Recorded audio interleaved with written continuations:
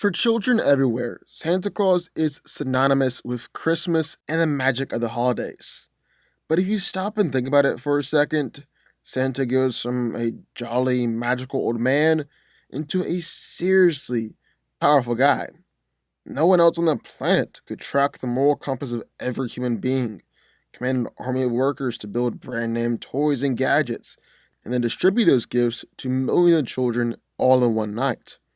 At least no one in the real world could do those things. But when it comes to Marvel or DC Comics, however, well, weirder things have happened. So where does Saint Nick fit in a universe populated by superhumans, gods, and omnipotent celestial beings? Well, today, that's what we're going to find out.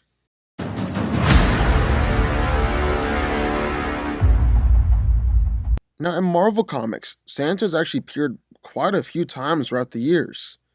During World War II, Santa was captured by Adolf Hitler in order to destroy the USA's morale, so Captain America, Bucky Barnes, and Nick Fury had to go rescue him. Then years later, Santa's able to save New York City from a clone of Hitler known as the Hate Monger.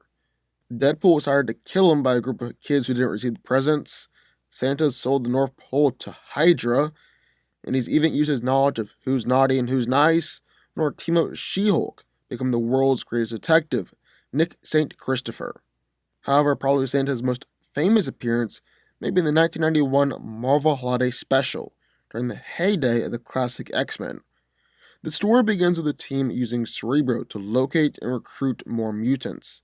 They get a gigantic ping coming from Manhattan on Christmas Eve over New York City.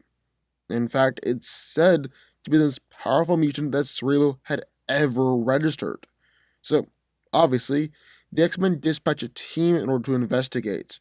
When they find out the Brotherhood of Evil Mutants are there and also keen on hiring this new powerhouse. However, Santa isn't taken in by the bad guys. Might have something to do with evil mutants being right there in the name. And so he subtly transforms the Brotherhood into a bunch of harmless action figures. From there, Santa's able to teleport the X-Men away, wipe the memory of everyone involved, and summon snow out of nowhere. Now, as impressive as all that is, I really want to circle back around to the fact that Cerebro said that Santa Claus was the most powerful mutant ever registered. Now, just stop and think about that for a second. When this comic came out, the X-Men had been around for literal decades. People like Jean Grey, Professor X, Magneto, and hell, even Apocalypse had all been stored in Cerebro's database. Yet Santa Claus was the most powerful mutant it had ever registered.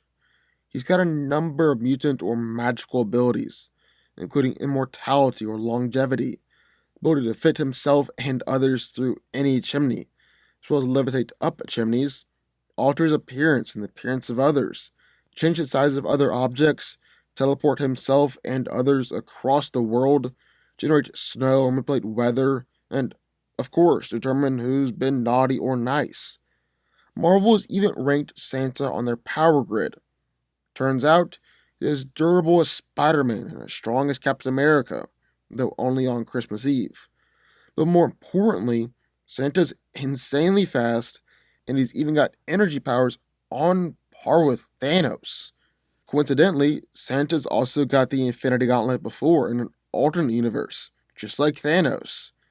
You see, what happened was that the North Pole's reindeer were out of commission on Christmas Eve, so Marvel's brightest minds offered to help.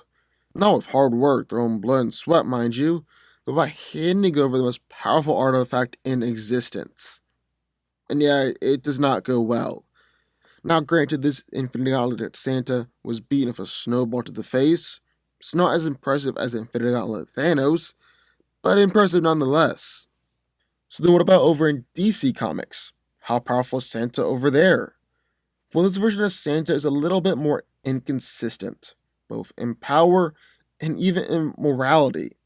Santa does live in a dream, a magical realm that's part of the sphere of the gods, possibly putting him on the same level as beings like Darkseid, Highfather, even Skyfather like Odin or Zeus. And this is kinda backed up. Every year he flies to Apocalypse, makes it through all of Darkseid's defenses, just to be able to give Darkseid what he deserves, piece of coal. We've all got jobs to do, and he's got to do his. On top of that, Darkseid knows that he's going to be coming each and every year, so he obviously plans for it and bumps up the defenses on Apocalypse. Yet Santa still makes it through every single year.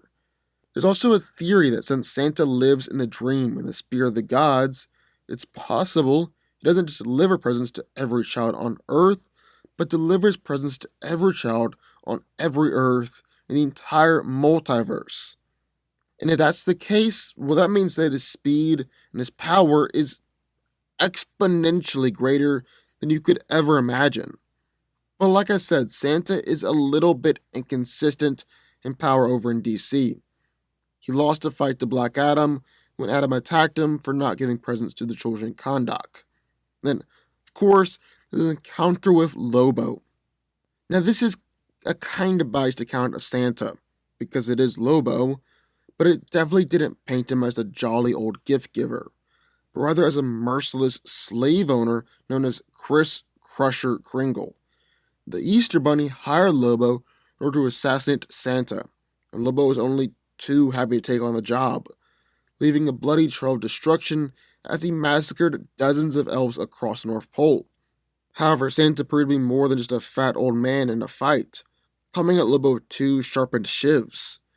However, Lobo just wouldn't be defeated, and actually killed Santa by decapitating him. After that, went outside and shot Rudolph. Like we said, this is just Lobo's version of the story, and other heroes in DC have attested to Santa's existence since then, so take it with a large grain of salt.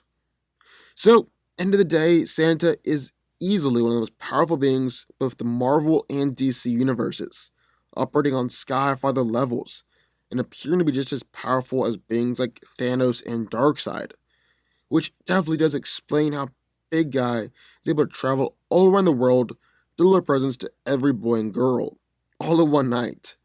That's one mystery that's definitely been cleared up. But what do y'all think? I would love to hear your thoughts.